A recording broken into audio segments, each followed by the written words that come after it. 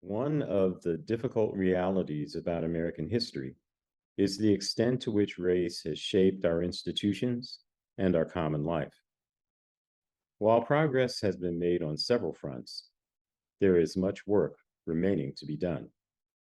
This is particularly the case in investigating, acknowledging, and mitigating the corrosive effects of institutional racism at the national and local levels.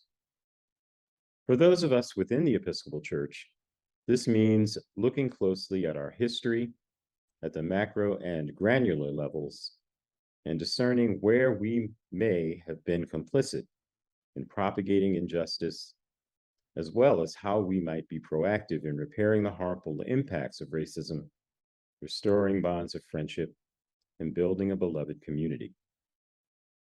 The work of truth, reckoning, and reconciliation, the job of our task force, is focused on this vital endeavor.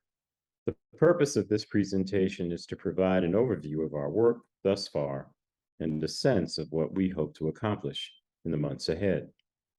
John Baldwin Howe, the prominent Episcopalian whose estate and legacy founded the Howe School, was known as an architect of the Indiana Constitution of 1851. That Constitution, the state's second, institutionalized racism through Article 2, which prohibited voting rights for free Blacks already resident, and the notorious Article 13, which, in addition to prohibiting any Negro or mulatto to come into or settle in the state, left their marriages legally unrecognized, directed that any fines collected under the article be used for the support of colonization to Liberia by Negroes already living in the state, and required Negroes already living in the state to register with the clerk of the circuit court. Individuals like Howe, who opposed Article 13 in its draft form on account of its extremity, did not consider themselves abolitionists. Eventually, they signed off on that Constitution, trading off the rights of Negroes and mulattoes in order to get the Constitution passed.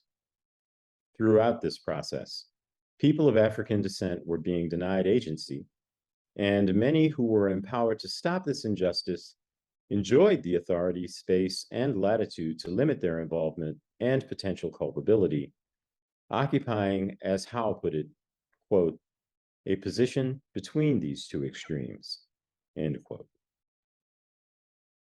In this way, the same values and assumptions that underlay the Three-Fifths Compromise and the Missouri Compromise on the national level were in play here in Indiana, namely the attitudes that Black and Indigenous peoples and their rights are at the disposal of white interests and that races can never live peaceably together.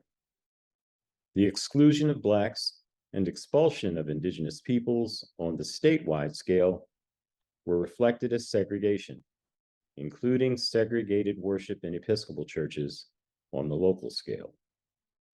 In the case of Indigenous expulsions, we see the triumph of this supremacy of white interests 13 years before the new Constitution was drafted. In 1838, the last stage of the National Indian Removal Policy, about 859 members of the Potawatomi Nation were forcibly removed from the Twin Lakes area near Plymouth to reservation lands in what is now eastern Kansas. Here again, we find an Episcopalian playing a role, Captain Jacob Hull, who served as an assistant conductor for the march, gathered a portion of the group at Logansport when they fell ill. He then led the group of 23 latecomers until they caught up with the main cohort.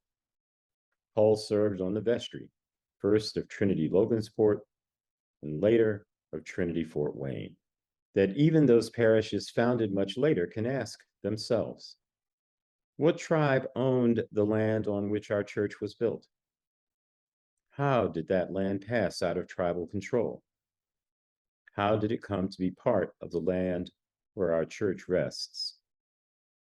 Returning then to 1851, we find that even Howe's moderation was an isolated sentiment.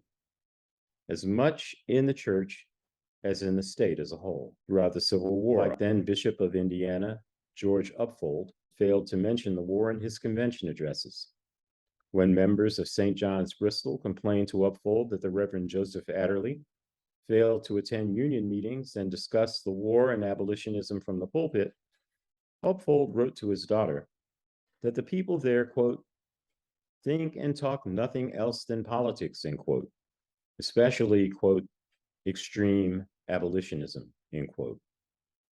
He explained to the people that the rector would incur his displeasure by mixing politics into his sermons. Upfold wrote to his daughter, quote, it is my painful experience that this accursed war is doing religion and the church serious injury, end quote. As we can see from the example of St. John's, Bristol, now St. John of the Cross, not all Episcopal churches opposed abolition. St. Paul's, Mishawaka, where Joseph Adderley served before moving to Bristol, also supported abolitionism. Abolition, as we know, did not put an end to systematic racism.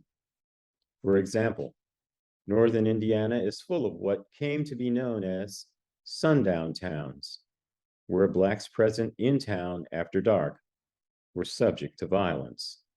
The map of sundown towns in Northern Indiana includes the homes of many of our faith communities, including those like Mishawaka and Bristol that had supported abolition. We might ask whether our faith communities participated in the threat of violence, opposed it, or stood by, keeping their hands clean while allowing it to happen. And tragically, happen it did. The lynching in 1930 of Thomas Shipp and Abram Smith in Marion, Indiana, inspired the poem from which Billie Holiday's Strange Fruit was taken. The Reverend James Foster, the rector of Christ Church, Gary, helped found St. Augustine's in 1927 as a colored Episcopal mission. He did so because Blacks were not welcome to worship with his white congregation. Having a church of your own is not the same as having respect. When St. Augustine submitted plans for a new building to Bishop Mallet in 1956, he responded, quote, your plans are too ambitious for a colored church, end quote. Likewise, when the people of St. Augustine's raised questions in 1969 about possible misconduct by their priest, in a letter to another bishop, Bishop Klein described the priest as being, quote, victimized by a group of small-bore, power-hungry Blacks, end quote. Bishop Klein's unfiltered comments to a colleague show at a minimum a lack of basic humanity. It also brings into focus a culture that reaches into many aspects of our life together as a church. These later incidents were occurring in the midst of the civil rights movement. We who attend other faith communities might ask ourselves when our congregations were integrated, whether formally or informally. What stories can we find about parish life before integration? What positions were taken by our clergy and our lay leaders in the 1960s? And how did redlining affect the choice of where to locate your church building or changes in the neighborhood around your church building? Hearing accounts of this kind is not easy.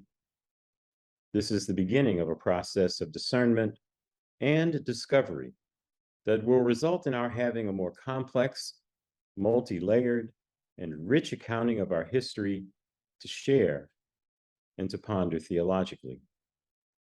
If you are interested in participating in this process and engaging these and other questions regarding our racial history in this diocese, we invite you to join the work of our ongoing research and production.